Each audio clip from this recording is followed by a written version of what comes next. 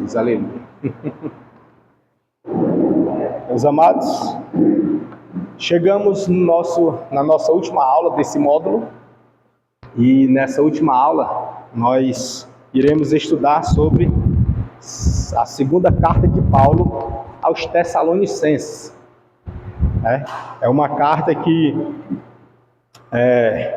ela é uma carta que complementa a outra, muito parecida, por sinal, entretanto tem a sua peculiaridade, né? E nós iremos estudar um pouco sobre ela, tá?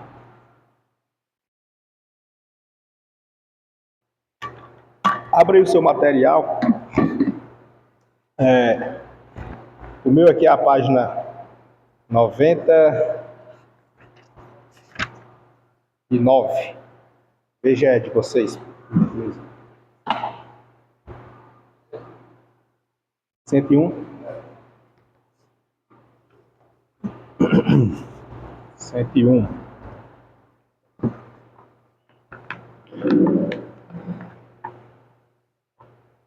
Aí, senhor, bom? 101, né? Aqui a gente já inicia com a autoria e data e sua canonicidade. Isso é muito importante para nós. Nós vimos na aula passada sobre o cânon romano, né? E o cânon de Marcion. Então a gente viu aí sobre a canonicidade dos livros do Novo Testamento. E aqui vai trazer sobre a autoria, data e a canonicidade desta epístola. A epístola de Paulo aos Tessalonicenses, ela, tanto a primeira quanto a segunda, levam a mesma data.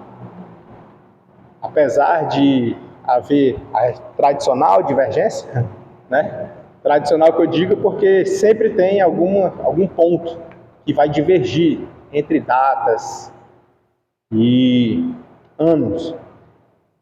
Entretanto, a primeira epístola que nós vimos na aula passada, ela foi datada de 51 depois de Cristo.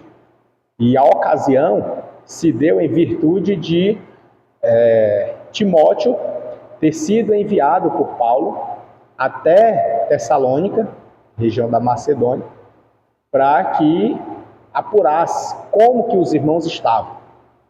Lembrando que esses irmãos eram novos convertidos, né? E aí, quando Timóteo fica com eles uns dias e depois retorna, ele retorna com boas notícias, né? Dizendo que os irmãos estão bem. Apesar de ser novos convertidos, mas estão firmados na fé. E isso alegrou muito Paulo. Entretanto, diante dessa notícia, Timóteo também informou que eles estavam meio que duvidosos a respeito daqueles que morreram, né? Morreram em Cristo. E aí, como ele estava inseguro quanto a essa situação, e aí Paulo então escreve primeiro a Tessalonicenses, né, para dirimir qualquer dúvida, né, para esclarecer a respeito dos que dormem, os que morreram.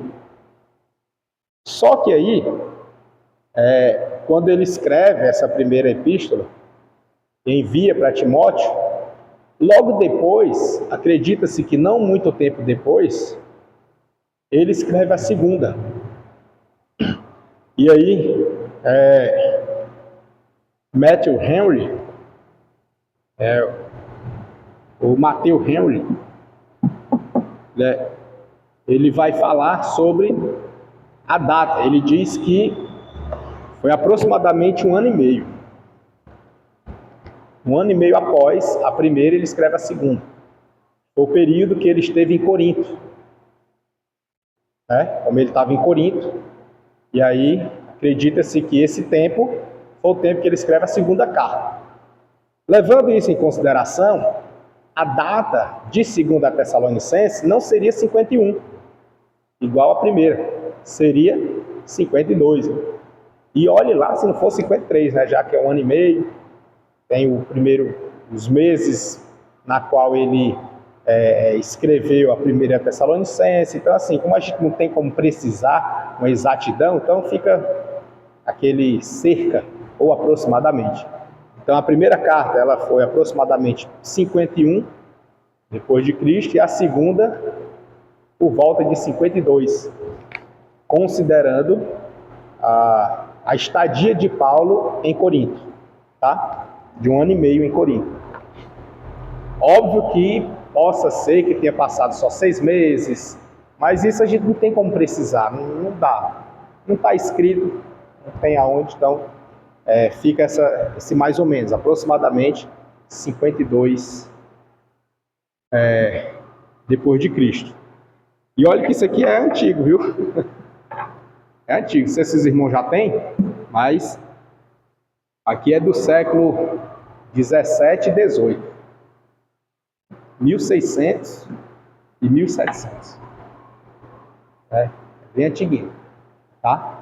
E aí, nessa época, era uma época em que as pessoas esmeravam mesmo, assim. Aproximadamente 51 ou 52. Né? Ele fica também aproximadamente. Alguns meses depois, primeira Tessalonicenses. Pronto. Então ele traz essa ideia, né? De alguns meses depois. A tua é qual? Que eu sempre esqueço. Aplicação pessoal, né? Pronto. Na aplicação pessoal ele vai também dar essa proximidade, né? Entre aproximadamente 51 e 52. Tem uma, salvo engano, a pentecostal, ela vai... Deixa eu ver se ela bota bem... É sempre próximo, né, da pentecostal? Irmãos. São irmãs. Deixa eu ver aqui.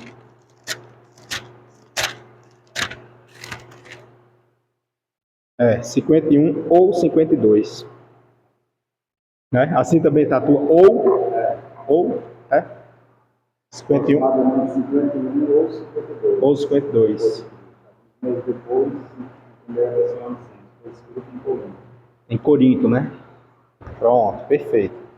Lembrando, nós falamos lá no começo, acho que na introdução desse módulo, nós falamos que essas são as duas cartas que ele está no módulo das epístolas da prisão, mas elas não foram escritas na prisão. Ela está aqui, eu falei lá no começo, né? Eu falei lá na introdução, tá gravado aí já. Vai ser bom? As Paulinas, pronto. Ou escatologia. Que ela trata sobre tanto a vinda de Cristo, quanto do anticristo. Ela trata, ela tem um teor escatológico também. Poderia estar lá ou cá, mas enfim, pela sistematização da nossa reitoria, aí achou por bem colocar aqui, inclusive, a justificativa, até falei lá, tá no vídeo, né, mas vou só ressaltar aqui, a justificativa é para que não houvesse um outro módulo só pelas duas, para não ficar muito extenso, né, o curso, e aí achou por bem encaixar. Pois vamos lá, então a autoria, indiscutivelmente, é Paulo, né? Paulo. A autoria é Paulo. Tem para onde correr, né? Ele mesmo já se apresenta aqui no início, não tem o que questionar. E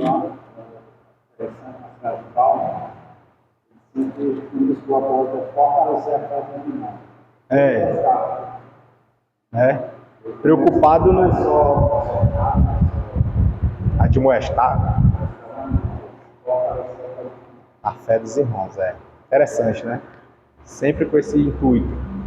É a preocupação do ministro, né? Preocupação do apóstolo, preocupação do pastor com o rebanho. Isso. Nessas duas epístolas Tessalonicenses, que é demais. Ele se declara para os irmãos, né? O carinho que ele tem, o amor que ele tem. aos Filipenses, né? Ele tem um carinho tremendo. Então, meus amados, aqui essa epístola foi escrita pelo apóstolo Paulo, e tanto a primeira quanto a segunda, né, obviamente. E aqui no nosso material ele vai trazer uns comentários e vai dizer assim que a segunda epístola aos Tessalonicenses, essa daqui que nós estamos lendo, assim como a primeira, ela é endereçada aos Tessalonicenses, sendo enviada por Paulo. Aí ele acrescenta, ele bota Silvano e Timóteo. A situação em apreço na segunda carta é muito semelhante àquela lá da primeira. Isto sugere que a segunda foi enviada também de Corinto, e não muito tempo após a remessa da primeira. Ainda é conservada até hoje. A evidência externa para a sua canonicidade é tão segura quanto a primeira epístola. É citada por Policarpo. É mencionada o Policarpo, que foi lá do segundo século. São os comentaristas e os apologistas da época em que eles estavam examinando quais livros eram dignos de aceitação e consideração e inspiração divina. Porque eram muitos livros, foi apresentado demais, muitos livros. E aí como saber, né, quais que eram de fato inspirados divinamente? E a classificação deles. Aí nós já falamos aqui em outras aulas também sobre isso. E aí essa canonicidade, ela teve um peso maior também pelo comentário de grandes homens da época, inclusive Policarpo. Contudo, diversas dificuldades têm surgido para impedir a aceitação inequívoca dessas evidências internas e externas. O estilo de 2 Tessalonicenses seria formal e oficial, em contraste com a primeira. Este ponto de vista não importa muito, pois se origina de tais expressões como devemos dar graças a Deus, como é justo.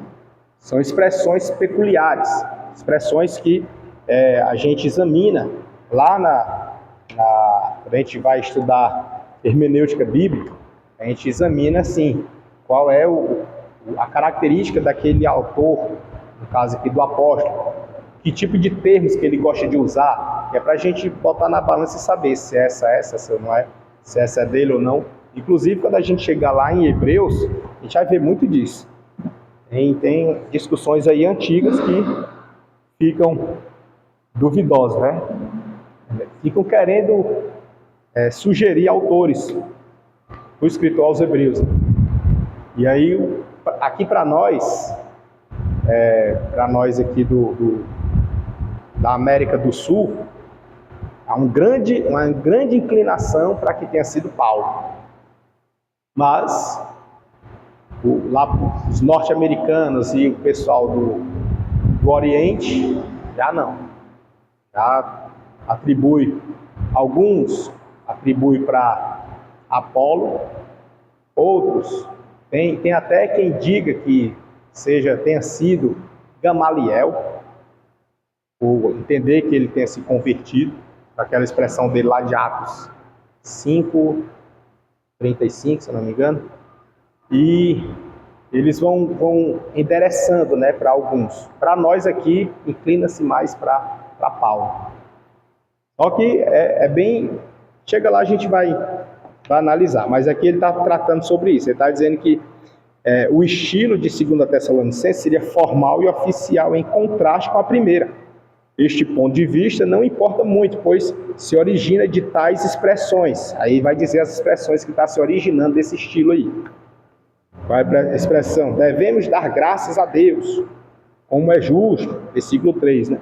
Que realmente não precisam de explicação especial como aquela oferecida por Dibélios, de que, segundo a Tessalonicenses, em contraste com a primeira epístola, fosse escrita especificamente para ser lida na igreja.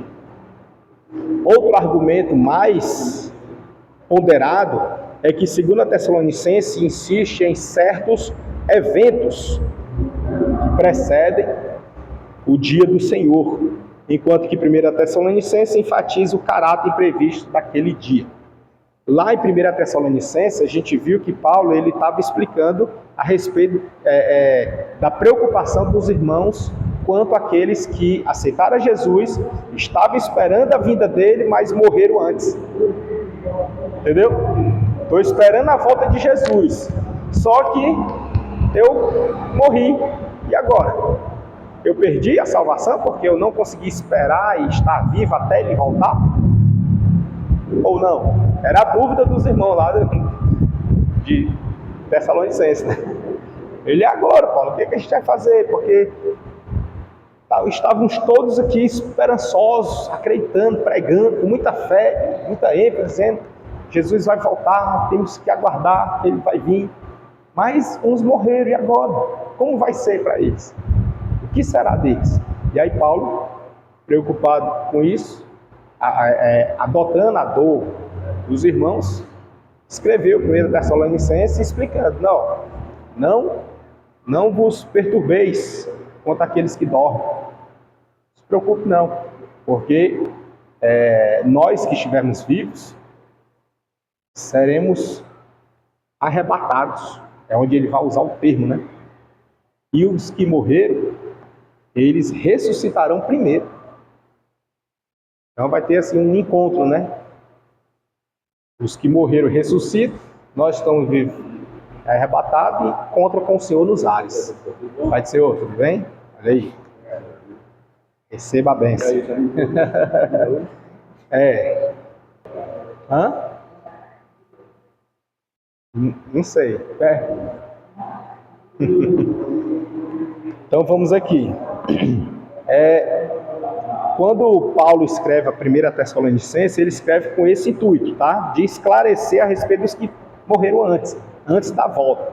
E aí, meus irmãos, essa explicação dele, ela gerou, ao que indica, parece que ela gerou outra preocupação no meio dos irmãos de Tessalonicenses, o que acarretou na motivação pela qual ele escreve 2 Tessalonicenses. E num lapso temporal tão curto, tão rápido, de uma para outra, né? Como se tivesse acontecido uma má interpretação, tá? Exatamente nesse ponto que ele fala, né? Que é capítulo 4, versículo 15. Capítulo 4, versículo 15, de 1 Tessalonicenses. Ele vai dizer assim, ó: dizemos-vos, pois, o uso de outras traduções, me ajuda aí também, tá? Para a gente entender aqui um pouquinho, discutir a respeito das traduções. Versículo 15: dizemos-vos, pois, isto pela palavra do Senhor, que nós, os que ficarmos vivos, para a vinda do Senhor, não precederemos os que dormem. Observemos que aqui na tradução da Almeida Revista Corrigida, vai usar o nós que ficarmos ou estivermos. 4:15. Nós, os que ficarmos vivos. Nós,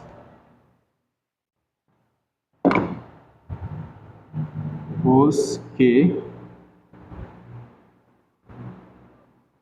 ficarmos vivos, né? Vou botar aqui. Vivos.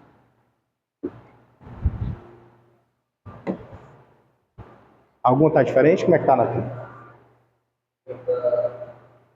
Pela palavra do Senhor, ainda nos deparamos o seguinte: nós, os vivos, dedicados até a morte. Nós, os vivos. Né? Qual é essa tradução? NAA.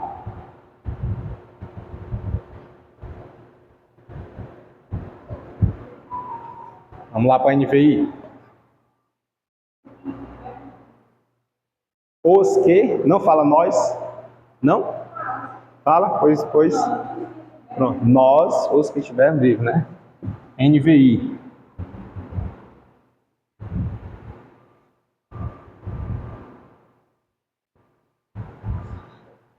NVI, nós, os que estiver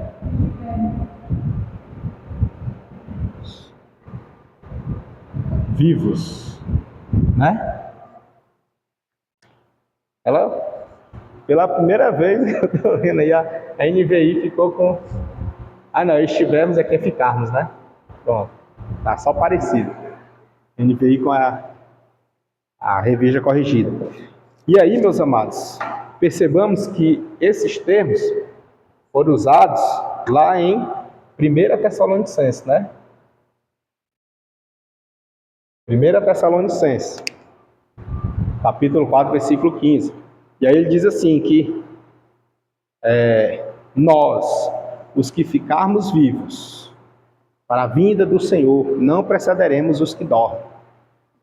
Esse nós que ficarmos vivos, ou nós os vivos, ou nós os que estivermos vivos, esse nós aqui é o que intriga, porque está se incluindo, está colocando os da atualidade.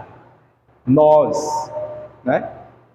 Se fosse somente assim, tirasse o nós e ficasse os vivos, ou os que ficaram, ou ficarem, os que tiverem, né?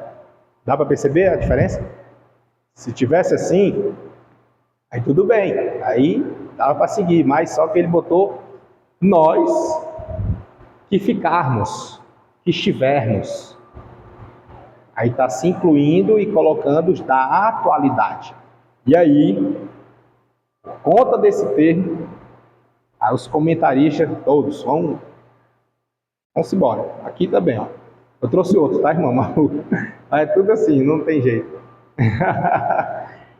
Matthew Henry, Tigão. Só que não foi nem ele que escreveu. Aqui, ele só escreveu até... Ele tem os comentários e ele tem também a exposição. A exposição do Antigo e Novo Testamento. Foi onde ele ficou famoso. E aí, esse aqui já é como se fosse a segunda versão, que é o comentário do Antigo e Novo Testamento. Só que esse aqui é o Novo Testamento. E aí, são 5 volumes. Mas é muito bom. É bem esmiuçado, bem detalhado, é versículo por versículo, praticamente. Aí aqui é Atos até Apocalipse, não é nem o Novo total, né? É de Atos até Apocalipse. Aí ele escreveu até Atos.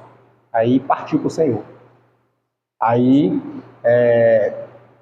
outros amigos e outros comentaristas seguiram a mesma linha dele no raciocínio e fizeram o restante, terminaram a obra, né? Terminaram a obra.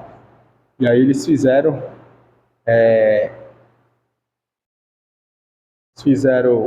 o restante dos comentários.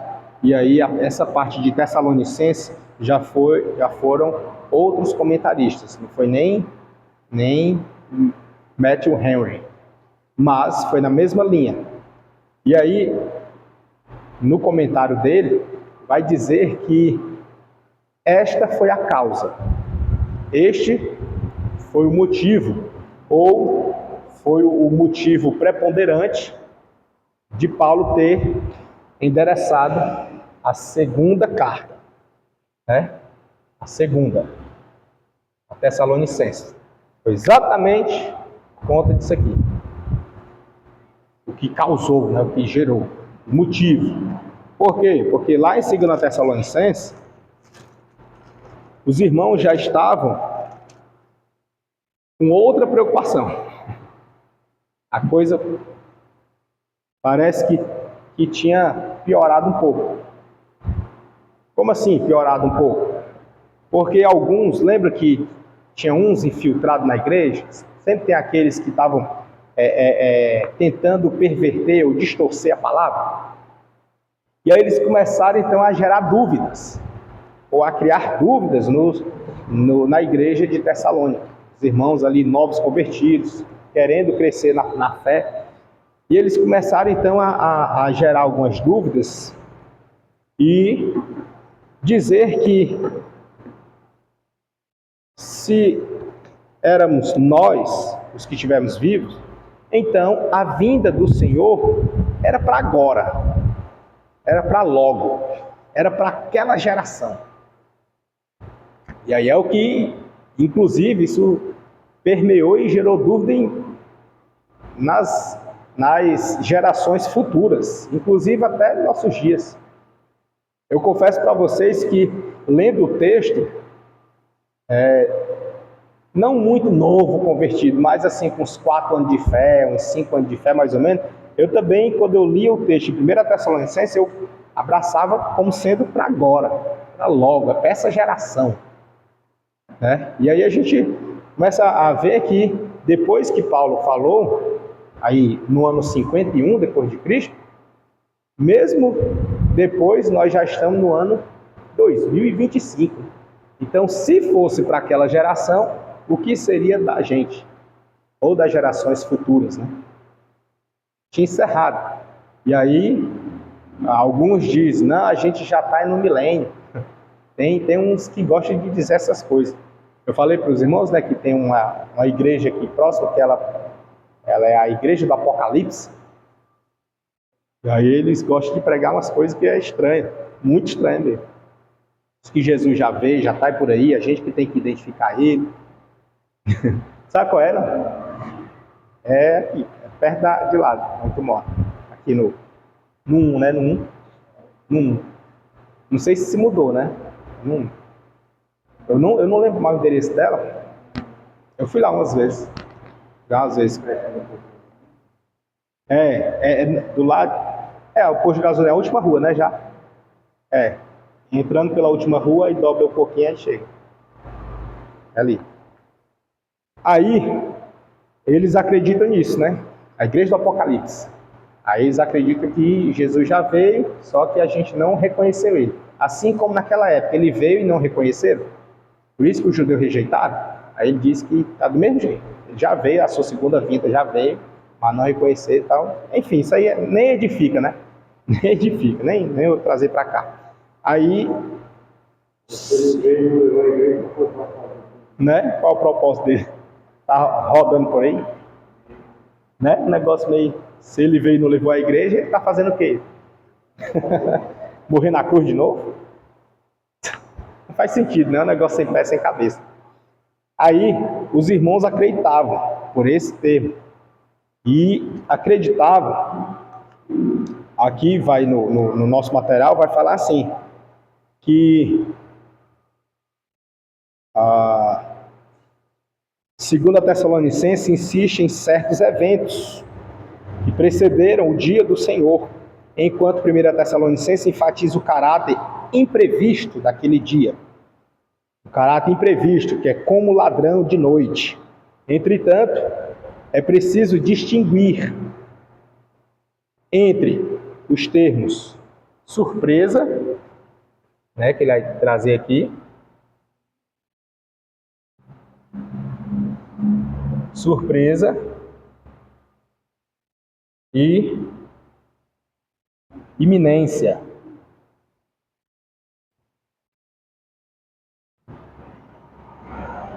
Iminência.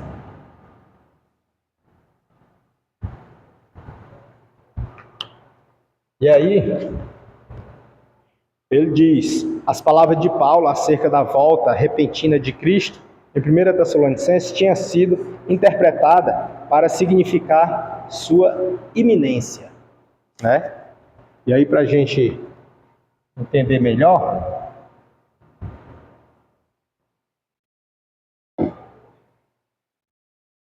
surpresa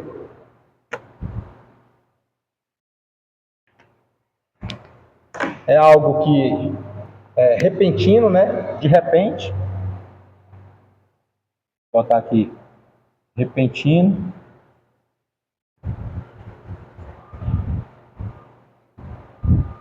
Ou seja, que não avisa. De repente, enquanto que iminência é algo que está prestes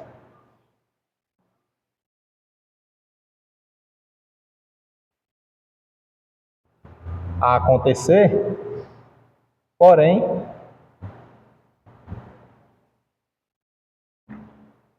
dar sinais.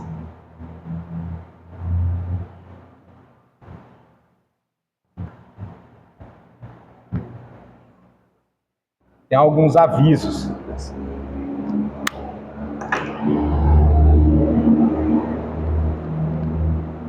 Né? Que é de repente e na iminência dá sinais.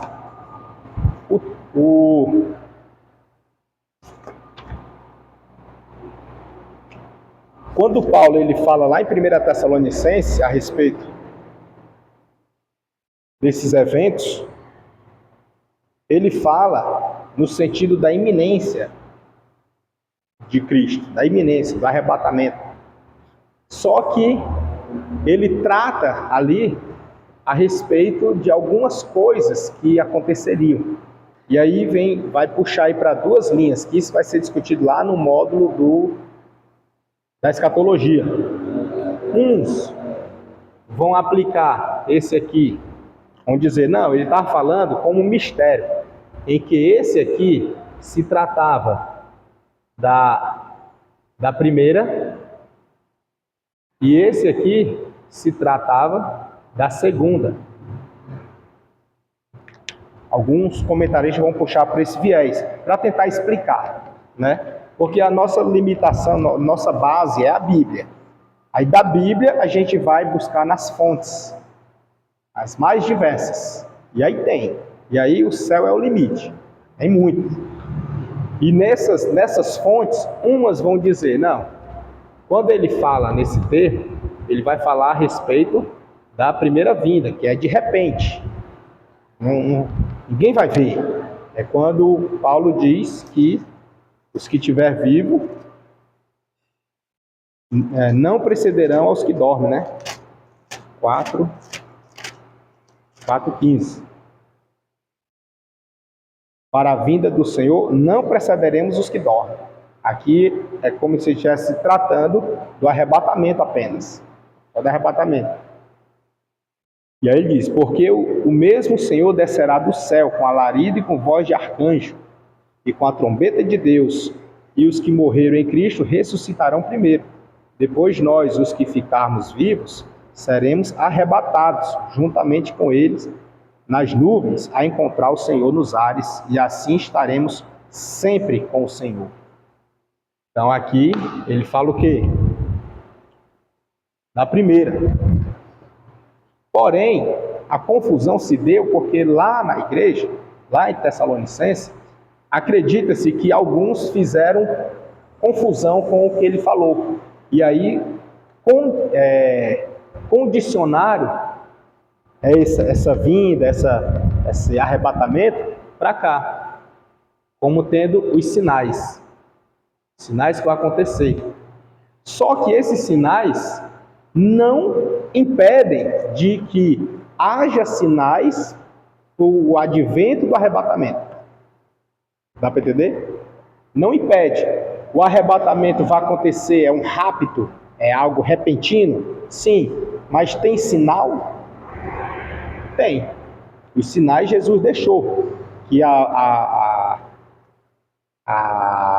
vinda dele vai ser quando estiver acontecendo terremotos, guerras, rumores de guerra. Aí ele diz, mas ainda não será o fim, será apenas o início. Sendo o início de que vai acontecer, é um sinal ou não?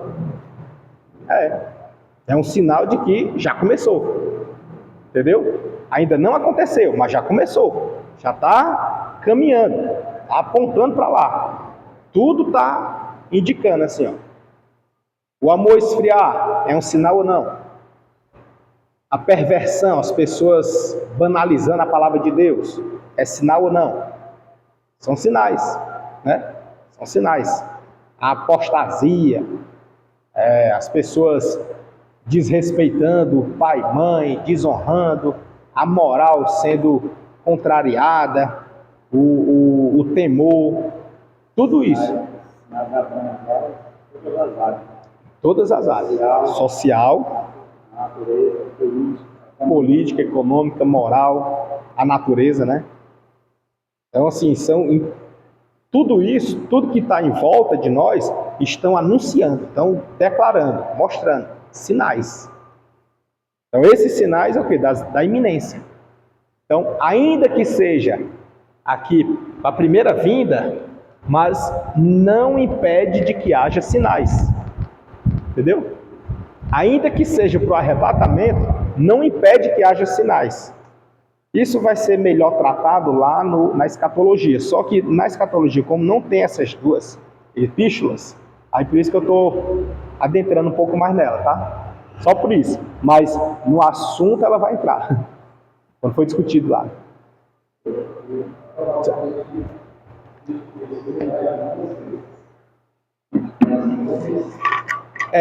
Ele tem a sua segunda vinda. Essa segunda se dará em 2 momentos.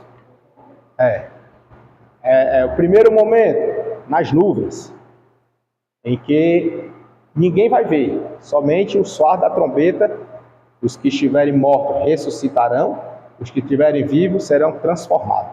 E aí são arrebatados, a encontrar com ele nos ares. Encontra nos ares, a terra vai ver? Não, vai só sentir falta de quem está vivo. Vai sentir falta, que a pessoa está vivo, digamos que um crente esteja dirigindo um carro, está no trânsito, o sinal está fechado, aconteceu o arrebatamento, o sinal abriu, o carro ficou, o pessoal buzinando atrás, bora, está bem no celular, aí o carro nada de sair, de repente vai lá, olha, vixe, tem ninguém, cadê o motorista? Aí começa o desespero, aí de repente o telefone toca, cadê fulano de tal, tá contigo? Tá não, ficou em casa, quando tá em casa também não, e cadê? Não sei, sumiu. Aí começa o alvoroço, aí começa a sair no jornal, sumiu aqui, sumiu ali, sumiu acolá, sumiu não sei aonde, sumiu... Aí é que vai começar, rapaz, os crentes ou os evangélicos dizem, o pastor fulano tal está se pronunciando, dizem qual arrebatamento que aconteceu. Pastor, viu, tá falando.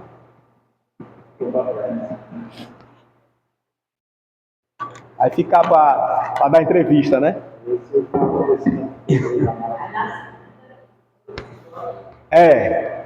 Aí pronto. De Apocalipse. É direto. Sempre quando muda de presidente dos Estados Unidos, eles vão para essas previsões. Sempre que um papa surge ou morre, eles vão para essas previsões. É direto, é sempre assim. Sempre que um presidente surge assim no mundo, que está abalando o mundo, igual uma época, e acho que era 2018, não sei, Emmanuel Macron, que é da França, e estava todo mundo dizendo que era ele, é o anticristo, aí acabou, ninguém fala mais, né? Uma época já foi o Barack Obama. Pois é, mas para ver as especulações das pessoas, demais, isso é muito, tem as previsões dos maias, enfim, tem tanta coisa. Aí, por isso que a gente está aqui, né, para examinar, ter cautela, como Jesus falou, acautelai-vos para que ninguém vos engane. Então, o texto que eles usam o capítulo 17 de Apocalipse, a sentença que ele diz, não tem nada a ver com papai. Não está falando de papai. É porque eles atentam para um líder religioso.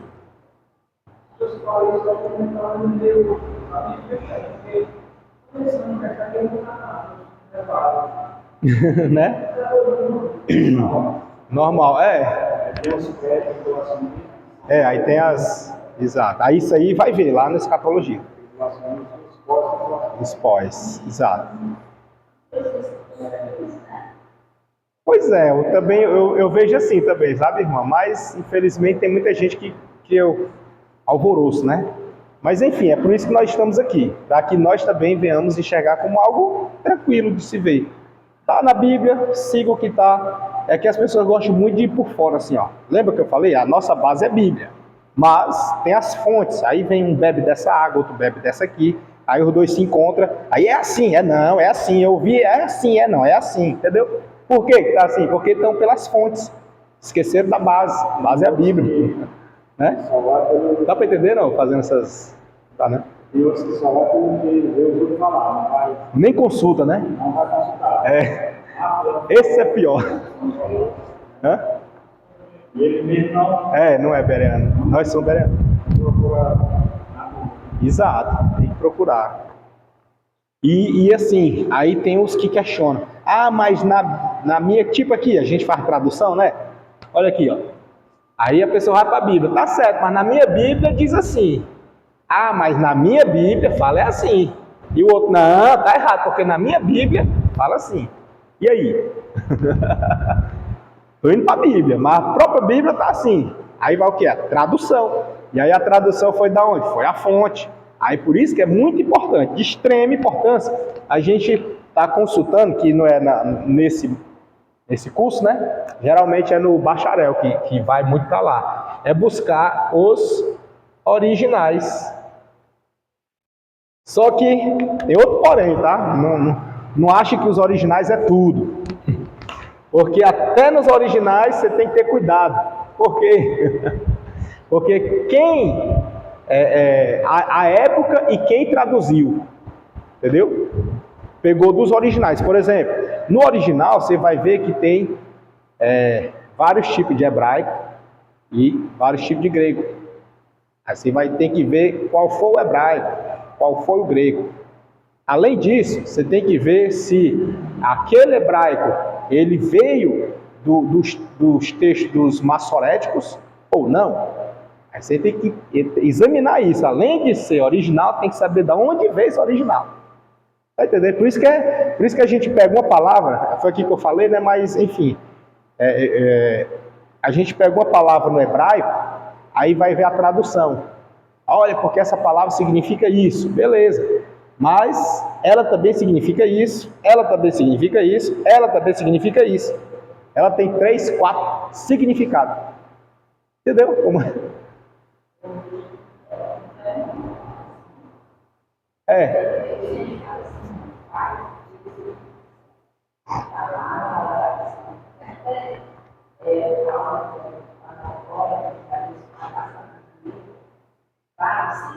Tiago, né?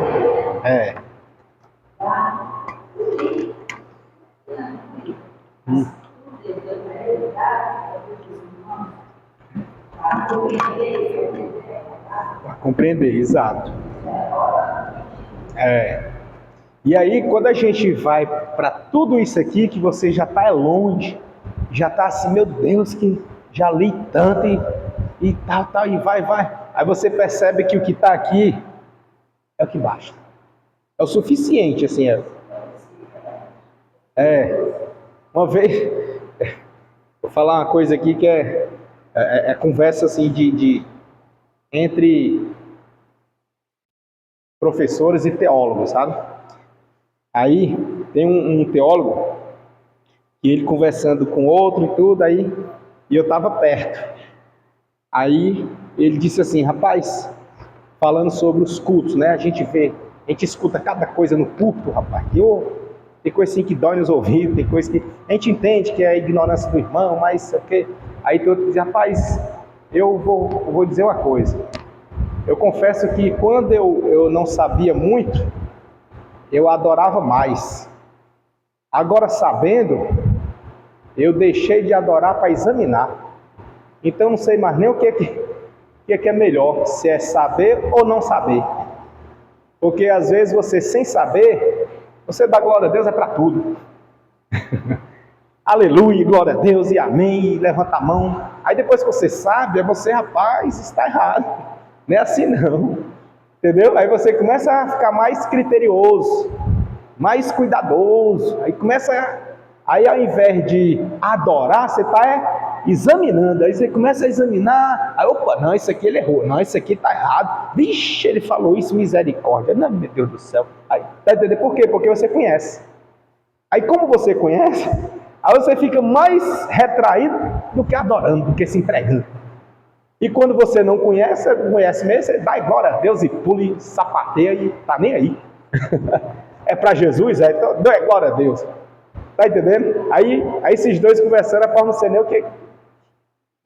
como concluir, né? Porque eu acho que quando eu não sabia de nada, eu adorava mais. E agora eu vejo cada coisa que, ô Jesus, misericórdia. É conversa de teólogo, sabe? Mas qual é o fim? Aí eu estava perto escutando, eu fiquei examinando, né? Rapaz, é mesmo. É mesmo, porque eu também, quando eu não sabia, tudo que vinha do altar era sagrado. Tudo que vinha dali de cima era santo. E aí eu entrava no azeite bem ligeirinho. Mas depois que a gente começa a conhecer, a gente vê que a pessoa tropeça numa palavra, falha noutra, e diz uma coisa que não é, e puxa para cá, e vem, fala, meu Deus, eita, vixe, Jesus, misericórdia, vou sair daqui. Aí você fica mais retraído do que... Aí eu fico pensando, mas, vai saber da coisa, eu vou fazer igual o Paulo, vou examinar tudo e reter só o que é bom, e seguir a adoração. E aí hoje eu faço assim, eu examino, escuto a pregação e tudo, tem coisa que encaixa, tem coisa que encaixa. O que não encaixa eu deixo de lado, pego o que encaixou. Assim, porque senão, irmão, nós vamos ficar aqueles muito criteriosos, sabe? E aí a gente vai acabar esfriando um pouquinho, porque a gente vai deixar passar uma palavra boa que veio só porque a gente avaliou por outra. A gente avalia o pregador, o pastor, seja quem for, o professor, a gente avalia por um tropeço que ele errou aqui, ele se confundiu, misturou as ideias. E acontece muito comigo, eu leio um livro, leio outro, aí leio esse para comparar, leio aquilo, e de repente eu estou, as ideias tudo misturadas. Aí quando eu vou falar, sem maldade nenhuma, eu falo uma coisa que depois eu vou olhar, fala Jesus, não era assim não. Não era isso não, misericórdia, e agora, o que eu faço? Já falei, entendeu? Aí tem que consertar, tem que voltar para consertar, mas ele não tem mais chance para consertar. Entende? A pessoa nem tinha intenção, nem era maldade. Acontece, a gente fala coisa que mistura de tanta informação que tem, aí mistura e fala. E aí alguém que está ouvindo vai lhe classificar por aquilo ali. Aí classifica você, taxa você, bota você como herege e Deus me livre de escutar aquilo. Por causa de uma palavra que você tropeçou, falou ali. Entendeu? E você nem é aquilo, mas saiu. Pregando, entendeu? É diferente. E aí o pessoal vão lhe classificar. O que você falar, vão classificar você. Vão lhe taxar, avaliar por aquilo ali.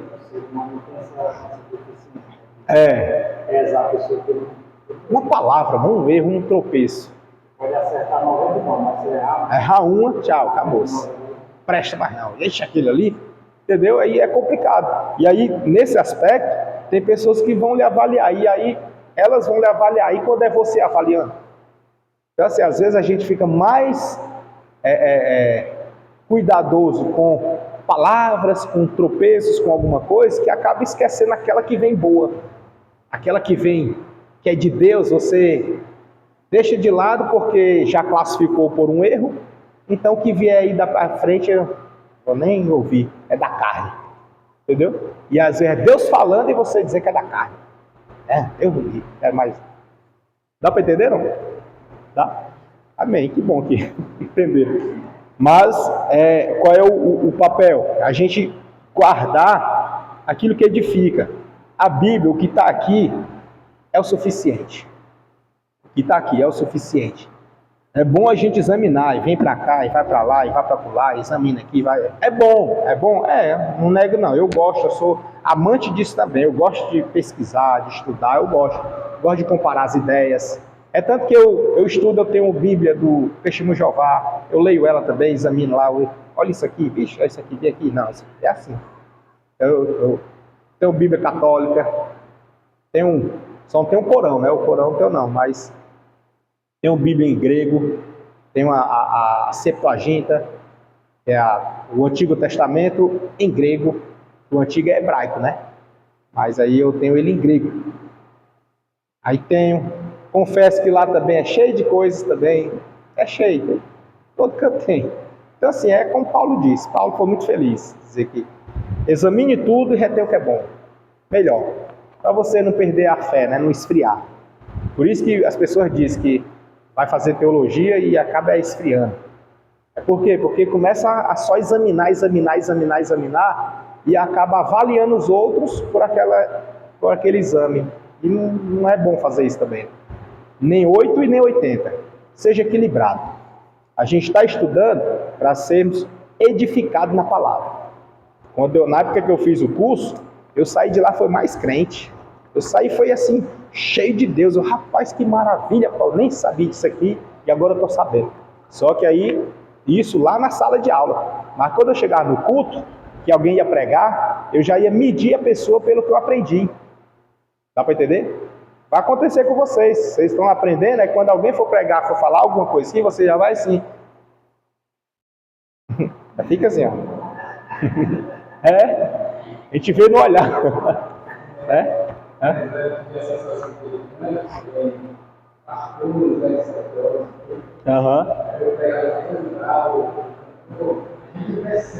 Pronto. O altar, tudo assim, ó. Desse jeito. Por quê, né? Exatamente. Ninguém é perfeito. Tropeça também, né? Exatamente, é isso. Qualquer um, qualquer que for falar, ele vai falar alguma coisa e outra. Jesus, quando estava falando em Mateus 19 a respeito do divórcio, estava falando com os fariseus. O discípulo estava perto. Aí o discípulo chegava para Jesus: Jesus, se é assim, então é melhor nem casar. Aí Jesus: essa palavra não é para vocês não, viu? Era para eles. Entendeu? Tipo assim, eles poderiam... Aí, se eles fossem pegar aquela palavra e sair cochichando, tô fazendo como é que chama, hein? Conjecturando, né?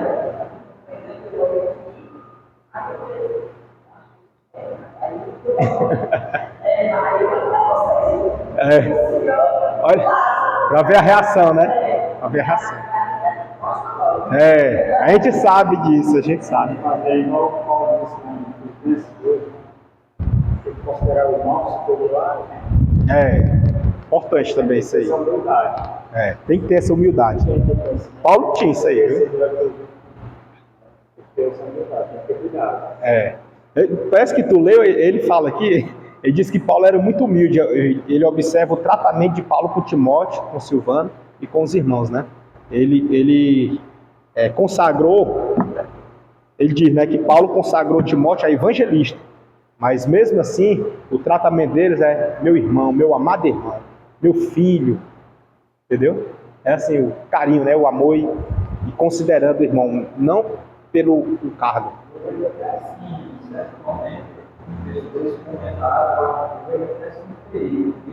Tem pessoas novas que estão nascendo agora que não tem ninguém. Eles estudam aquilo, eles podem ver. Isso é verdade. Isso. Perfeito. É importante a gente ter cuidado de quem está por perto para não ouvir e entender errado, né? Não tem, Então é isso. Aí aqui, ele vai, aqui no nosso material, ele vai fazer essa distinção, né? Do evento da surpresa e da iminência, né? Da surpresa e da iminência. E, discorrendo aqui, ele vai dizer assim, era, portanto, necessário apontar para o fato que diversas coisas haveriam de acontecer primeiro. Então, diversas coisas ainda iriam acontecer. Então, como era necessário apontar para esse fato, aí Paulo escreve 2 Tessalonicenses para apontar, para dizer, primeiro, antes que isso aconteça, tem outras coisas que vão acontecer antes. Algo que precede, né? Tem alguns fatores que são importantes. Aí, continuando aqui, diz assim, descrevendo essas coisas, Paulo usa 2 Tessalonicenses uma linguagem apocalíptica, sem paralelo em todos os seus escritos. Temos, de fato, um pequeno apocalipse em 2 Tessalonicenses, no capítulo 2, versículo 3 ao 12. Isto não constitui um argumento adequado contra a autenticidade da carta. Aliás, nosso conhecimento atual das crenças apocalípticas da época, com referência especial à manifestação do anticristo, tem contribuído muito para reduzir o que constituía um grande obstáculo. As semelhanças entre as duas epístolas aos Tessalonicenses têm apresentado problemas, a seu modo quase tão grande quanto as diferenças. Não obstante, a admoestação na primeira epístola contra a ociosidade intranquila, resultante da excessiva expectação escatológica, a mesma situação é implícita na segunda. No entanto, se a ênfase da primeira epístola sobre o imprevisto da parousia tinha sido entendida para significar sua iminência, então a tendência de ausentar-se do trabalho deveria ter aumentado a despeito de todas as admoestações para permanecerem calmos e cuidar dos negócios comuns da vida. Aqui ele vai falar a respeito do sentido que estava dando da iminência, né? A respeito dos sinais. E aí ele até ele vai tratar aqui a respeito dos irmãos que não queriam trabalhar, achando que, quer dizer, não é que eles estavam achando, né? Vários comentaristas vão entender que o entendimento dos irmãos de Tessalonicenses é que era algo tão iminente ou tão depressa que eles não precisavam mais nem arranjar emprego ou trabalhar, porque a coisa já ia acontecer logo. Não ia dar tempo nem estrear num trabalho, ia ser muito rápido. E aí, por conta disso, isso são comentaristas, tá? Comentaristas. Alguns vão entender assim. Aqui não, aqui ele refuta. Isso aqui, ele refuta. Aí, uns vão entender que o fato de Paulo tratar nessa segunda epístola a respeito dos irmãos que não trabalham, querem ser pesado com os irmãos, para outros, era nesse sentido, porque haviam interpretado errado a sua primeira epístola. Interpretado errado. E aí a interpretação errada se deu em virtude de ele dizer que já estava perto, ia ser logo, ia acontecer. Nós que estamos vivos, nós e os que estivermos vivos. Então ia ser algo muito rápido. Como ia ser algo muito rápido, alguns comentaristas entendem que a interpretação errônea da carta foi no sentido de achar que era tão logo, tão rápido, que não dava mais nem para fazer nada, inclusive trabalhar. E aí ia começar a ficar pesado para uns. E aí Paulo, na sua segunda carta, ele vai dizer que eu mesmo trabalhei, foi dia e noite, para não ser pesado para vocês, né? E ele vai dizer uma frase que a minha mãe gosta muito de reproduzir, só que ela trata o preguiçoso, ela não usa os que não trabalham, ela fala logo ao preguiçoso, né? Que o que é preguiçoso não quer trabalhar, pois também não coma, né? Nem coma. E aí ele trata assim, e Paulo vai falar isso, né? Ele vai dizer que quando eu estive com vocês, eu falei. E aqui a gente percebe uma coisa muito interessante também, sabe? Ele diz assim, que quando eu estive com vocês, eu falei isso.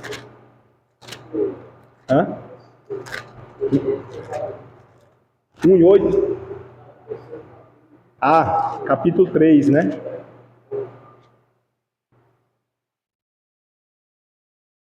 Versículo 8.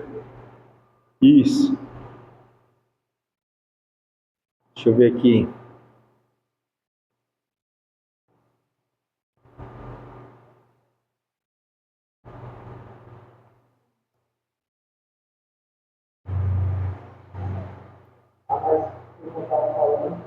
É o outro.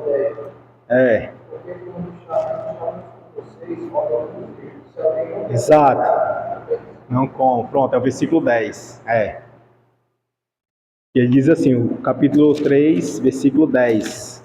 Vai dizer assim, porque quando ainda estávamos convosco. Está vendo? Está remetendo a quando ele estava lá, presente. Então, assim, quando ele estava junto com os Tessalonicenses, ele estava pregando. A carta foi quando ele se ausentou, né? E aí ele está dizendo, porque quando eu estava convosco, ou seja, há muito tempo, não era que ele já tinha mandado a primeira carta, agora já era a segunda, fazia um tempinho já. Ele disse, quando eu estava convosco, vos mandamos isto, que se alguém não quiser trabalhar, não coma também. Como é que está aí na NVI? Parecido, né?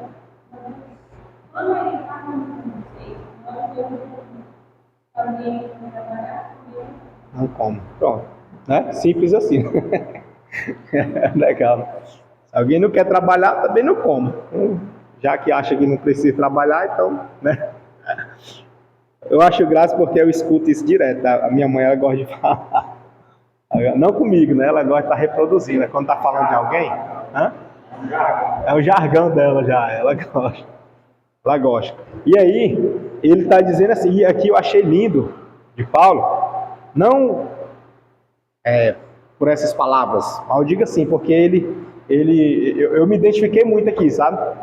Porque eu ainda, novo convertido, aí Deus me deu um dilema que eu carrego até hoje. Confesso que não é fácil, mas é desafiador e é bom. Para mim, eu acho prazeroso.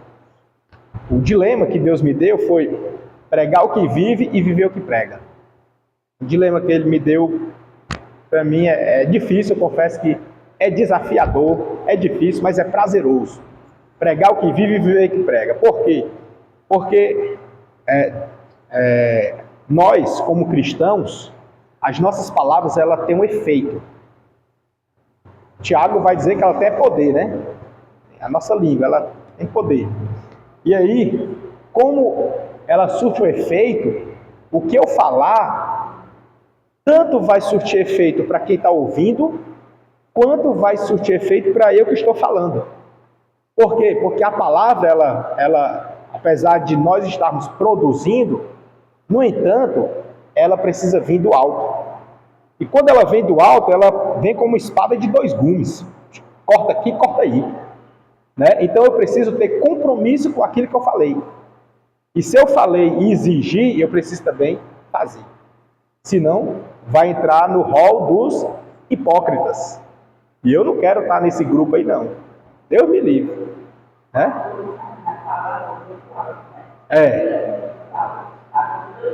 Exatamente.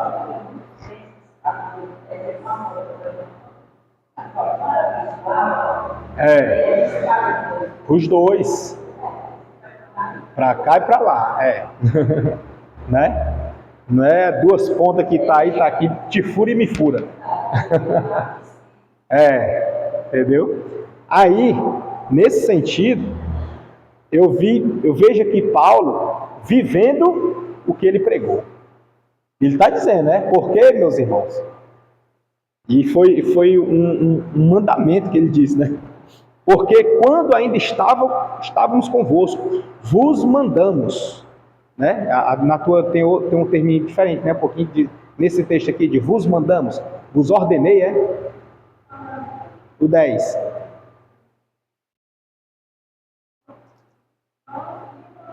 Ordenamos, né? É assim? A minha tá mandamos, né? Como um mandamento. É uma ordem, né? Tipo, nós os ordenamos. Isto que, se alguém não quiser trabalhar, não coma, né?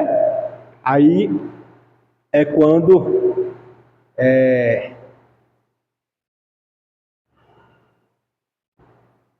aí ele vai dizer assim: porquanto ouvimos que alguns entre vós andam desordenadamente, não trabalhando, antes fazendo coisas vãs. A esses tais, aí ele dá uma instrução, né? A esses tais, olha como é o cuidado de Paulo, acho lindo isso aqui. A esses tais, porém, mandamos e exortamos por nosso Senhor Jesus Cristo, que, trabalhando com sossego, comam o seu próprio pão. E vós, irmãos, não vos canseis de fazer o bem.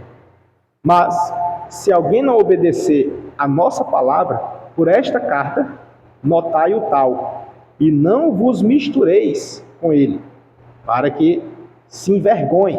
Ou seja, não se misture com ele, para que ele crie a vergonha, para que se envergonhe. Todavia, não o tenhais como inimigo. Ou seja, você não vai se misturar com ele, mas ele não vai ser seu inimigo. Não fique intrigado. O não se misturar aqui, ele vai explicar. Eu acho isso maravilhoso. A Bíblia, eu acho linda essas coisinhas assim, sabe? Acho muito linda essas coisas da Bíblia. Porque ela interpreta a si mesma. Ela mesma se auto-explica, né? Não precisa a gente ir atrás de muita coisa.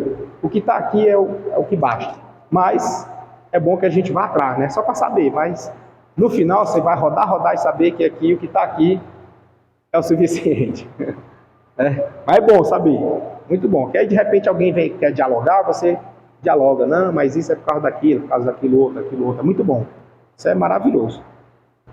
Mas o fim é Cristo. Aí ele vai dizer assim: todavia, o não tenhais como inimigo, mas admoestai-o como irmão.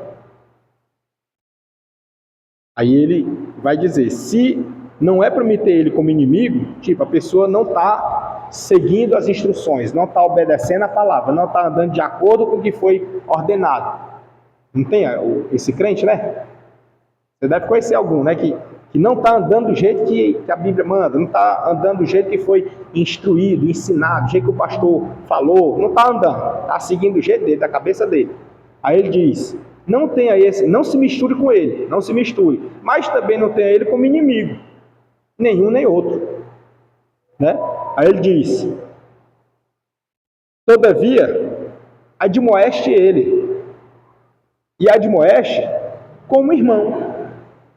Como irmão. Claro que ele fala como irmão em Cristo, né? Mas é com aquele afeto, com aquele cuidado.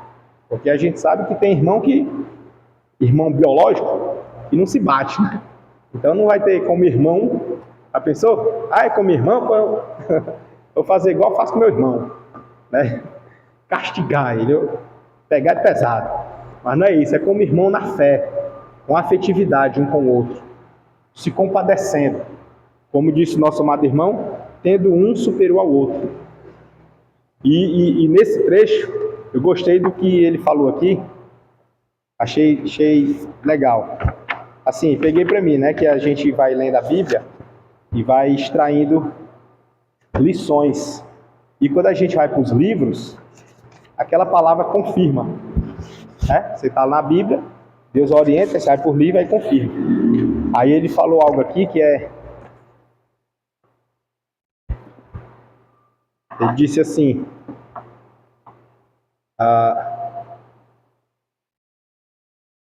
o apóstolo é cuidadoso em corrigir esse equívoco e prevenir a propagação desse erro.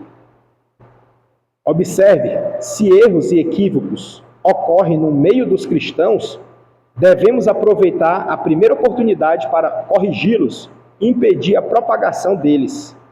E pessoas justas serão especialmente cuidadosas em suprimir erros que podem surgir de equívocos de suas palavras e ações.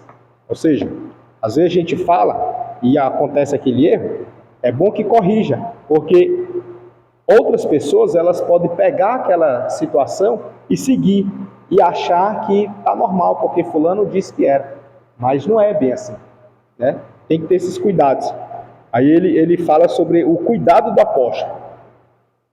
Aí ele vai trabalhar aqui, vai dizer uma coisa que foi onde eu trouxe para a minha vida, né? Eu peguei, rapaz, isso aqui eu preciso botar em prática. Ele diz assim, deixa eu ver aqui o que está...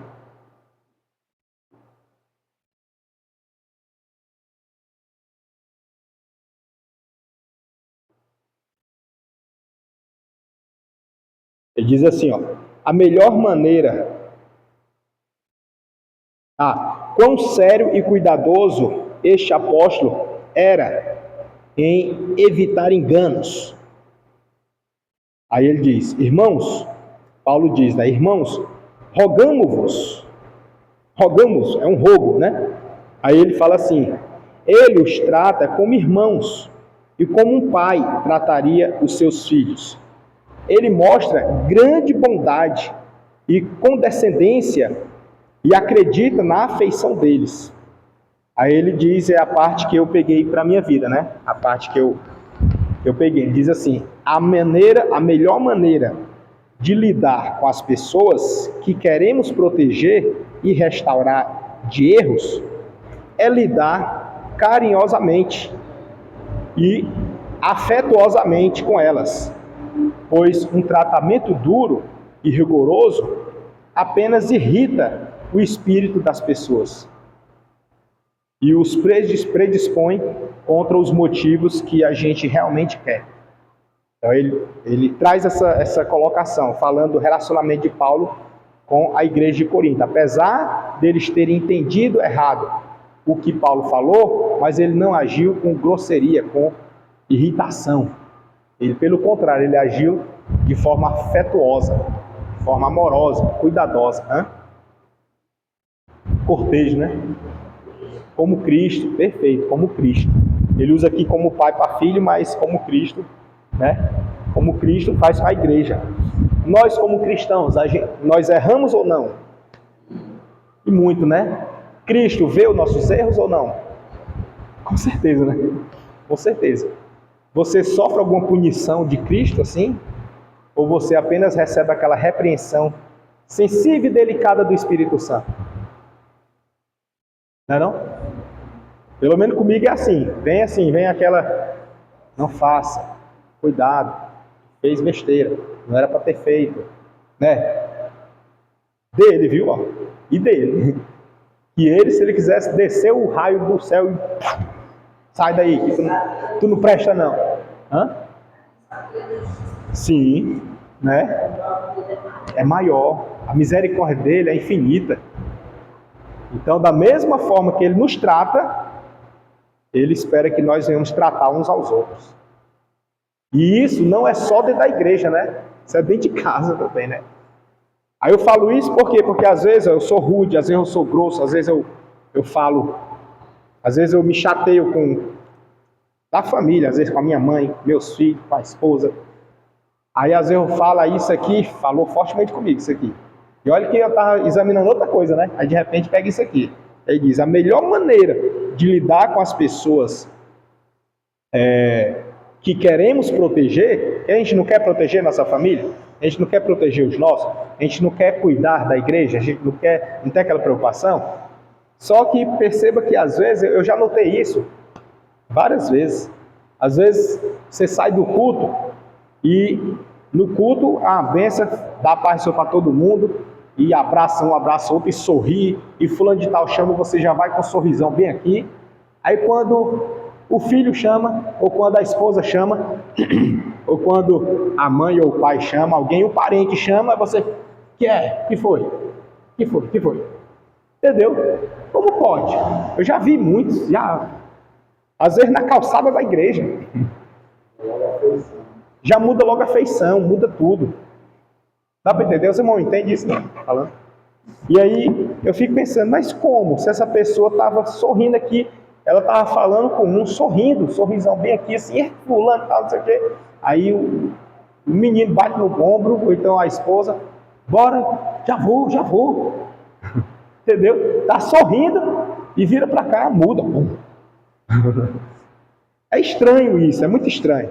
Aí, isso acontece. E Paulo, ele não está fazendo assim. Por exemplo, Paulo, apesar de entendermos que a igreja de Tessalônica, houve uma má interpretação do que ele falou antes, e aí alguns estavam deixando até de trabalhar, como a interpretação está puxando para esse lado, né, os comentaristas, deixou até de trabalhar, e ele acha que aquilo foi por conta da má interpretação. Aí ele vai dizer, na segunda carta, ele vai dizer, porquanto ouvimos que alguns entre vós andam desordenadamente, não trabalhando, antes fazendo coisas vãs. Ele está dizendo, ouvimos que alguns dentre vocês estão fazendo isso. E por que esses estão fazendo? Aí alguns vão dizer que foi má interpretação, outros vão dizer que era se aproveitando da ocasião, e outros vão dizer que é porque estava guardando Cristo. Esperando Cristo, não estou esperando Jesus e eu tenho que estar atento, vigilante. A gente vê assim que é uma coisa meio sem pé nem cabeça para nós hoje, né? Mas para eles lá parece fazer sentido. E aí é quando lá no 3:8, né? No 3:8, Paulo vai dizer assim, ó: nem de graça comemos o pão de homem algum, mas com trabalho e fadiga, trabalhando noite e dia, para não sermos pesados a nenhum de vós. Não porque não tivéssemos autoridade, mas para vos dar em nós mesmos o exemplo, para nos imitardes. Percebamos que aqui foi, lá na primeira carta aos Tessalonicenses, é onde Paulo vai dizer que eles imitam Paulo. Eles imitam Paulo. E aqui, na segunda, ele vai de novo ressaltar e fortalecer, né? Dizendo assim, que nós fizemos tudo isso não porque não tivéssemos autoridade, mas, olha o mas é o propósito, né? Mas para vos dar em nós mesmos exemplo. Só queria que vocês tivessem o exemplo de nós. Para quê? Para que esse exemplo? Para nos imitar. Para imitar. Legal, né? Eu acho isso aqui muito impactante. Porque Paulo estava mostrando que a preocupação dele, ó, é de dar um bom testemunho no meio dos irmãos. Era o bom testemunho. Essa era a preocupação. E aí a gente vai notar que nessa segunda carta aos Tessalonicenses, ele vai falar sobre aqui o que haveria de acontecer no capítulo 2. Ele vai dizer: ora, irmãos, rogamo-vos pela vinda do nosso Senhor Jesus Cristo e pela nossa reunião com Ele, que não vos movais facilmente do vosso entendimento, nem vos perturbeis, quer por espírito, quer por palavra, quer por epístola, como de nós, como se o dia de Cristo estivesse já perto. Nesse versículo 2, capítulo 2, versículo 2, é onde os comentaristas vão se pautar, dizendo que era onde Paulo notou que houve perturbação por conta da carta. Aí vai dizer assim, ó: que não vos movais facilmente do vosso entendimento, nem vos perturbeis, quer por espírito, quer por palavra, quer por epístola,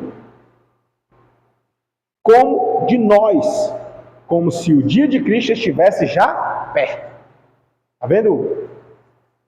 Tá assim na tua? Como é que tá na NVI?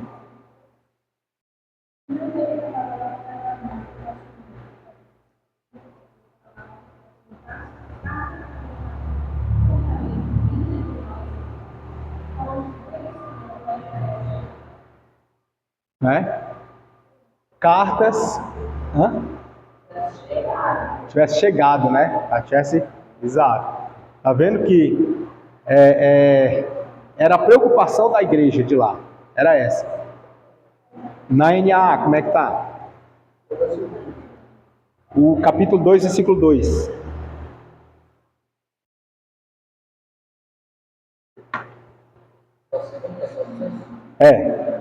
Vocês nos deixem devolver facilmente o seu modo de pensar, não fiquem perturbados, quer por espírito, quer por palavra, quer por prática, procedentes de nós, dando a entender que o dia do Senhor já chegou, né? Já chegou, já chegado. É o mesmo sentido, né? E a minha aqui como se estivesse perto. Já perto. Perto e tá vindo ainda, né? Muda, né? Muda. Uma já chegou, tivesse chegado ou tivesse perto. Mas enfim, percebamos que ele fala das epístolas, como de nós, né? Ou seja, como a epístola que recebeu dele próprio. E entendesse errado, entendesse que o dia do Senhor já chegou. Ou já é chegado, né? Ou já está perto. Percebamos, dá para entender aqui que ele está dizendo assim, ó, não é assim. Ele está negando aqui, ele está dizendo, não vos movais facilmente do vosso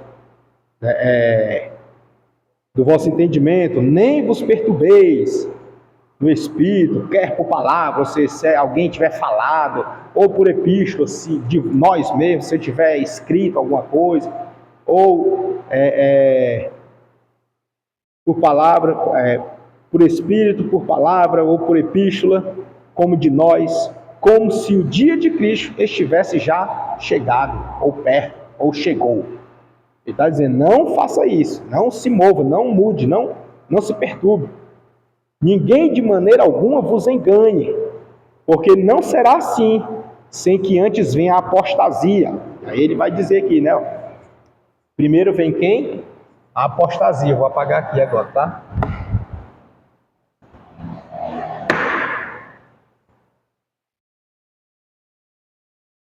Então, antes que aconteça isso aí, tem algum... Aí ele vai tratar da iminência, né? Aí ele vai dizer assim, antes disso vai vir o quê?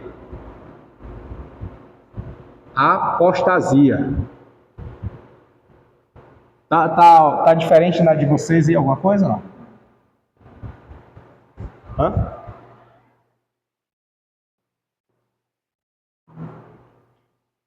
É o versículo 3. Aí ele diz, e se manifesta o homem do pecado, apostasia, e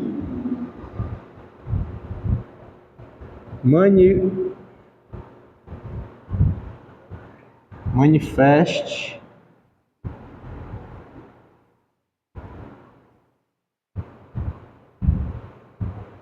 o homem do pecado.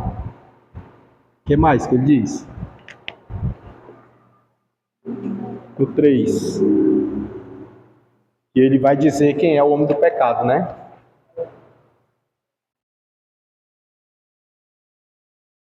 O filho da perdição.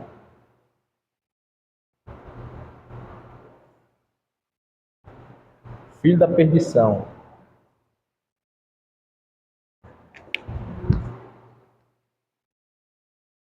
O qual, quem é o qual aqui? Interpretação de texto, né? O qual, filho da perdição aí, né? O qual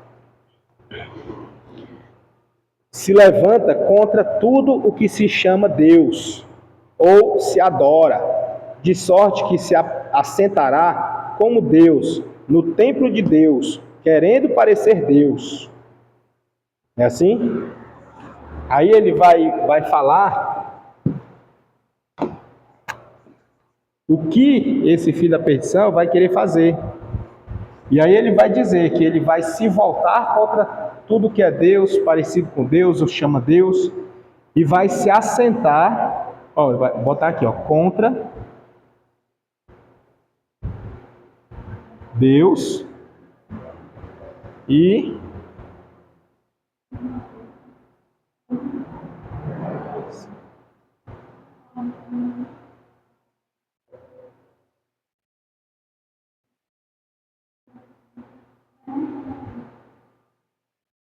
assentar no templo. Ele diz aqui, né? Assentará como Deus no templo de Deus, querendo parecer Deus. Sinais.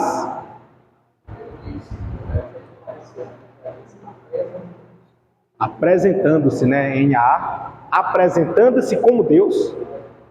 Como Deus.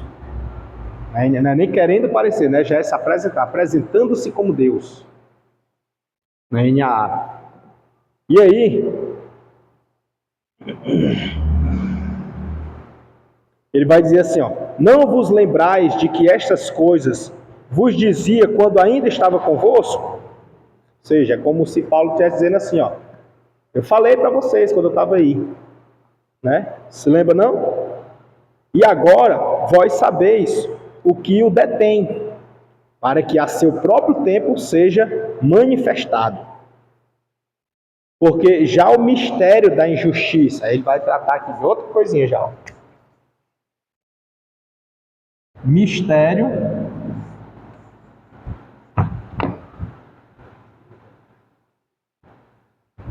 da injustiça. O mistério da injustiça.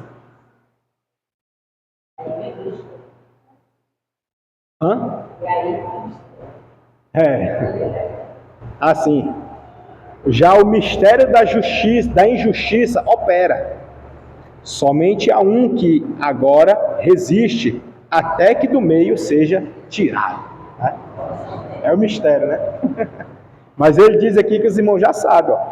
Versículo 6. E agora vós sabeis o que o detém, para que a seu próprio tempo seja manifestado. Né? Vós sabeis o que o detém. E aí o versículo 9, ele diz: somente há um que agora resiste, até que do meio seja tirado. E então será revelado o iníquo, a quem o Senhor desfará. Isso aqui é lindo, né? Eu estava explicando isso aqui para o Baruque, meu filho, esses dias. Que ele estava falando de um super-herói, né? Acho que era do Goku, eu acho. Tá? Ele dizendo, olha pai, aí fazendo assim. Vai dizer que era poder, né? Que tá tocando em mim, que era para mim. Só assim, ó. Aí o mais poderoso é o meu. Ele com sopro da boca, só assim, ó. Ele vai destruir. Aí tá falando isso aqui pra ele. Brinca de super-herói, né? O meu é mais poderoso. Aí ele, e até hoje mesmo, ele vai pedir a benção, aí ele pediu a benção, aí fez assim, ó. O teu é fraco. Você é fraco aí. Aí aqui, ó. A quem o Senhor desfará pelo assopro da sua boca e aniquilará pelo esplendor da sua vinda. Quem que ele vai desfazer com o sopro da sua boca? O iníquo. Hã? O mistério da injustiça. Então, peraí. Aqui, irmãos, eu sei que isso aqui já é escatologia. Né? Isso aqui já é escatologia. Eu não vou mexer aqui, não. Para a gente deixar lá para o tópico, para o módulo de escatologia. Mas é muito peculiar dessa carta a riqueza de detalhes que ele dá. É peculiar isso aqui, é muito bom. Essa riqueza que ele dá. Nos comentários, inclusive aqui na Pentecostal, ele tem um estudo que fala sobre o período do anticristo. É muito bom. Muito rico isso aqui. Eu gosto dos estudos que tem nela. E vez por outra eu faço as comparações, sabe? Eu absorvo. E aqui... O mistério da injustiça operava. Já opera. Naquela época, né? Que ele sofria as perseguições. Está mais visível. Tá mais visível. Inclusive, ó, ele diz que o mistério da injustiça, muito bem observado, né? Ele já opera ou opera? Já opera? É? Assim mesmo? Já opera, né? É? Já opera. Opera, né? Não é já opera, né? Que muda o sentido aqui. Só opera, né? Pronto. Tá aqui. O mistério da injustiça opera. Hã? O teu tem? Já opera? Já o quê? Já está em ação, né? Da iniquidade? Na inteira da o mistério da maldade já está agindo. Já está agindo. Então bota o já, né? Deixa eu ver aqui na corrigida. O mistério. Porque já o mistério da injustiça opera. Ele traz esse já. Mas aí...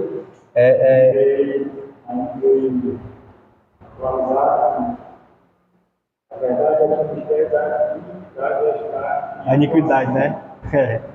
A iniquidade, o mistério da iniquidade, né? Já está em atuação. Então, vou botar aqui esse já. Esse já.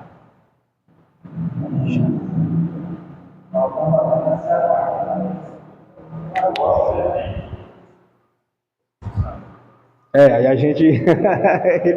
ele falou, né? E aí fica essa incógnita, né, aqui pra gente, porque. O autor aqui da Bíblia vai dizer: o que detém o anticristo, não sabemos com certeza. Pois é, porque Paulo não diz, né? Ele diz que a igreja lá já sabia. Quem que detém esse iníquo, essa operação dele? Quem é que detém? Aí veio e vai dizer: faltando apenas ser afastado aquele que agora o detém. Que agora o detém. Aquele, né? Se a gente for olhar, os teólogos, a maioria vão atribuir para o Espírito Santo. Atribuir para ele. Né? A maioria vai atribuir para ele. O Espírito Santo. É o que detém, né? Cabe estudo, sabe? Para isso aí, cabe estudo. Mas enfim. Porque... enfim, deixa para lá. Quando a gente chegar, tem vários outros modos aí para frente ainda, né? Entrar nesses métodos agora não. Mas a nossa inclinação é para o Espírito Santo. Quem detém, há um que resiste, né? Ele diz aqui, ó. Porque somente há um que agora resiste, até que do meio seja tirado. Né? Há um que agora resiste, até que do meio seja tirado. Então, ou seja, é como se a ação do iníquo viesse com toda a força para cima da igreja. Mas tem alguém que está na igreja que está resistindo e não deixa ele prevalecer. Mas isso só vai acontecer até que do meio seja tirado. Quem? Aquele que resiste. Vai ser tirado. Entendeu? E aí fica, né, as inclinações é para que seja o Espírito Santo. Que está no meio, está resistindo e não deixa acontecer. Quer falar? Pronto, aí isso vai lá pro modo da angelologia. Vai para lá. Lá discute isso aí, por conta daquela briga lá de Miguel pelejando com Satanás. Isso. Aí ele é um dos de guerra que resiste. Entendeu? Quem está, tipo assim, na hierarquia dos anjos, é quem está responsável como guardião da igreja. Entende? E o Espírito Santo está em nós para nos fazer lembrar das palavras de Cristo, para nos voltar para Ele, nos preparando o noivo, né? Ele está como se fosse o amigo do noivo, o Espírito Santo. Não é o papel dele, exato. Entendeu? Como eu falei, cabe estudo, né? Cabe estudo. Porque o papel do Espírito Santo é consolar, nos fazer lembrar, como Jesus falou, ele falará lembrar. Fazer lembrar, não é briga, é consolar, confortar, lembrar, preparar para encontrar com o noivo. Já Miguel, não, o papel é briga mesmo. Não tem outro, né? Por isso Deus me enviará a operação de mal para que creio na mentira. Igual fez lá no Antigo Testamento, lembra? Já permitiu operar do mal. E aí essa enganação, essa mentira, né? Para que creiam a mentira, né? Assim. É isso que tem levado muitos a ter cuidado no que andam falando, andam pregando. Por exemplo, rola aí na internet muitos pastores, muitos. Aí hoje em dia tem os podcasts, né? Aquela mesa ali, pessoas discutindo algum assunto. E aí vem, por exemplo, a gente vê aí a discussão a respeito da Trindade com o pastor Juliano Fraga e o Carlos Moisés, Voz da Verdade, né? Ali discutindo a Trindade. Aí a gente vê aquele pastor Lázaro gosta muito dele. É jovem assim, jovem ele. Eliseu Rodrigues, né? Eliseu Rodrigues. Pronto, Eliseu Rodrigues e o Abílio Santana, né? Exato. Então assim, enfim, a gente vê vários. Aí tem aqueles que já são mais polêmicos, que é aquele pastor mirim Miguel com o César, né? E outros também. Aí eles ficam querendo dizer o quê? Que o determinado pastor está mentindo, está sendo o quê? Uma apostasia, entendeu? Tá sendo instrumento do inimigo, como o iníquo, entendeu? Então fica assim, um degladiando com o outro para dizer, você está mentindo. E se está mentindo, você está sendo instrumento do inimigo. Tá entendendo? Mas percebamos que o espírito do anticristo, ele já opera, né? Com o iníquo, né? Como fala o iníquo aí né? A iniquidade, da iniquidade, do iníquo, aqui é da injustiça. Enfim, ele já opera. Aonde que ele opera? Através de quem que ele opera? Como que ele opera? Em que ele opera? Aí o irmão mencionou no início, né? Na natureza, na cultura, na sociedade, na moral, né? Falou mais coisa, não foi? Tá gravado aí, tá lá no início, né? Então assim, ele já opera. E aí, vamos pensar aqui um pouquinho. Se ele já opera na natureza, beleza, é na natureza, não tem nada a ver com isso, é na natureza. Mas se ele opera na sociedade, eu faço parte dela. Entendeu? E aí? Quem são os instrumentos que ele está usando na sociedade? É o lá de fora? É o daqui de dentro? É o engravatado? É o da portaria? É o que senta no conjunto? Quem é? Está entendendo? E aí ele vai dizer, como o versículo 11, muito bem mencionado, e por isso Deus lhes enviará a operação do erro, para que creiam a mentira. E aí, esse que vai ser o instrumento do inimigo, vai ter uma leva de seguidores aí, um bocado de gente acreditando e defendendo.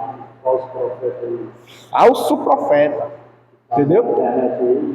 E aí? Eles medem a santidade deles, né? Pelos sinais que eles fazem. Que operam, né? Até no podcast que esse rapaz pregador do menino, tá? Ele medindo a santidade do mar pelos sinais que ele fazia. Sendo que Jesus disse que a defesa deles é essa, pelo fruto. Não é pela folha nem pela flor. Exato. Eu até comentando com a minha esposa ontem, eu quando era menino, meu pai plantava as coisas, né? Aí eu lembro que ele plantava mamão, pé de mamão. O pé de mamão crescia e dava aquelas folhas bonitas. Veja, cara, dá uma safadora, né? Não sei. Tem que ser macho. Ela não entendia, né? Mamão macho. Mamão macho. Aí as folhas caíam, ele dava mão, ele ia lá e cortava. Ou seja, o fruto não é medido pelas folhas. Pelas flores. Tem muita gente aí, as folhas bonitas, com as folhas bonitas. Mas não dá fruto. Mas não dá fruto. Ou se dá fruto, não é digno de arrependimento, né? Fruto, ele não vem. Já tem esse porém aí. Não vem dos galhos das folhas. Verdade, olha. A pregação, né? A mensagem. Muito camarada não dá fruto. Isso mede sem conhecimento pelos sinais, pelas folhas e pelas folhas. E é muito importante isso que o irmão falou, e nós temos que ter esse cuidado, né? Primeiro, para a gente não estar sendo ludibriado por esses falsos mestres, falsos profetas, por esses enganadores, e nem por estarmos sendo alimentados em cisternas rotas, como diz a palavra, né? Nem todo mundo quer usar terra. Ele é trabalho com ele. Exatamente. Ele quer. Seja índio, seja justo. Bem, né? Tem até uma pregação, isso aqui ele quer. Tem uma pregação que eu nunca mais esqueci, e foi aqui, o pastor pregou aqui, foi o outro pastor, né? Pastor Mariano, no culto de doutrina. Aí ele trouxe uma série de mensagens dentro de um tema. E aí o tema era o seguinte: usados por Deus, mas não aprovados por Deus. É que pode, né? Lembra? Usados por Deus, mas não aprovados. Aqui, ó, igual ele diz aqui, né? Que Deus vai enviar. Você vê Jesus na Turquia, vai dizer, não vai dizer, Senhor, no teu nome, por ser demônio, por aí. Você pode dizer, Jesus não vai reprovar o nome dele. Não vai dizer, não foi no meu nome, não. Não, só vai dizer assim: não vos conheço. Apartai de mim, maldito, eu nem te conheço.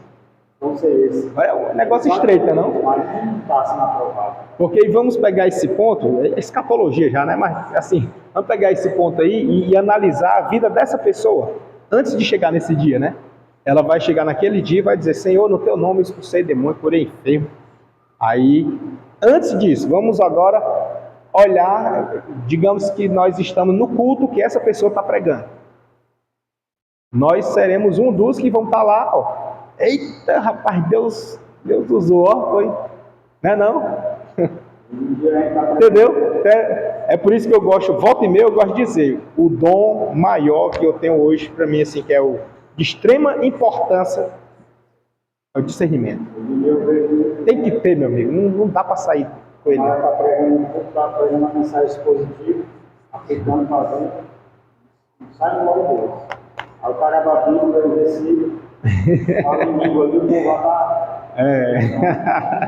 Entendeu? Ora, até as cadeiras se mexem. Então, nós. Palavra. Só por sinais. Nós não estamos aqui fazendo apologia ao inverso, né? Dizendo que os sinais não são de Deus, não é isso.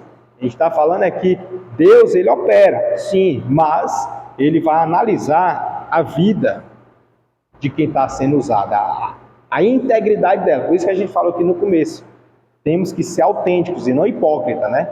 Paulo, ele estava aqui pregando o que ele vivia e vivendo o que ele pregava. Ele falou e estava vivendo.